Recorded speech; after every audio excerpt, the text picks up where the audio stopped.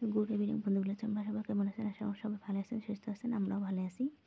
তো বিকেল দিকে মই ভিডিওটা করলাম, মানে সকাল থেকে কোনো ভিডিওগুলো করলাম নাই। তো ভিডিওটা টিউশন পড়ে যেতাম, তো ওদের মোর শ্বশুরি আসিল, তো মোর বেটি আসিল বাইরে, তো শ্বশুরি নিয়ে যাচ্ছে ভাপা পিঠা। তো মোর নানান ভাপা পিঠার দোকান দেয় সকাল করিয়া, মানে শীতের দিন তো এলা ভাপা পিঠে চল কিন্তু। তো ভাপা পিঠা ভাজি আমার জন্য পাঠিয়ে দিছে, তো নিয়ে যাচ্ছে মাথায়। তো এলা কয়েকখানে নিয়ে মোর মা হলো টিখানে গেল, চা খাবার দেখা দিচ্ছে মোর মা, তো নিয়ে গেল ভাপা পিঠা। তো এদিকে আমার বেটি খাবার দিচ্ছে, তো এদিকে ভাজতে একজন হয়ে দুইখান দিলাম পিঠে। তো এদিকে আমার বাইরে বিকেল টাইমটা দেখো কেমন দৃশ্যটা। তো বিকেল বিকেল মনে পড়ল যে বিশেল খান আজকে 12 ভাজা খাওয়া মন গেল, তো 12 ভাজা বেটি গান বের করলাম। তো বাড়ি নিয়ে আসিল, তো নিয়ে আসিল, তাহলে ভাব বেরিয়ে আমার 12 ভাজা খাওয়া লাগছে। কিন্তু সেই ঝাল মরিচ টরিচ দিয়ে আনছে না, একদম পুরো ঝাল হয়েছে। তো খাবার লাগছে, অনেক ঝালও লাগছে। পরে মিশেল নিজের খায় কিন্তু অন্য চিনি মুখ খান, পরে এমন ঝাল লাগে। তো আমার বিকেল টাইমে যে সন্ধ্যের দিকে এলা চা বানিয়ে নিয়ে আসে বেটি চা বানিয়ে আনিল, তো ভাপা পিঠে দিয়ে চা খাওয়া লাগছে।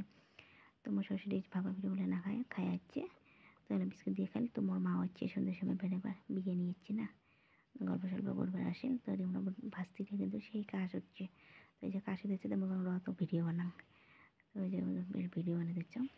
তো ফের দেখুন গল্প টল্প সন্ধ্যের আড্ডা শেষ, এলা তো ভাত বানা খাবি। তো মই এখানে ভাত বসে দিয়েছিলাম, রাতে কিছু বানাং না কিন্তু এমনি বানাং। ধরো তোমার কী কয় বেগুন ভর্তা করুন, আর ডাইল আছে 2 প্রকার, ডাইলটা গরম করুন আর গরম গরম ভাত, এটি দিয়ে আমার রাতের কিন্তু খাবার। হ্যাঁ, তো শাশুড়ি মা আসিল কিন্তু খাওয়ালাম বেগুন ভর্তা, এটা কেমন না বউ আর কিছু একটা বানালো না কিন্তু।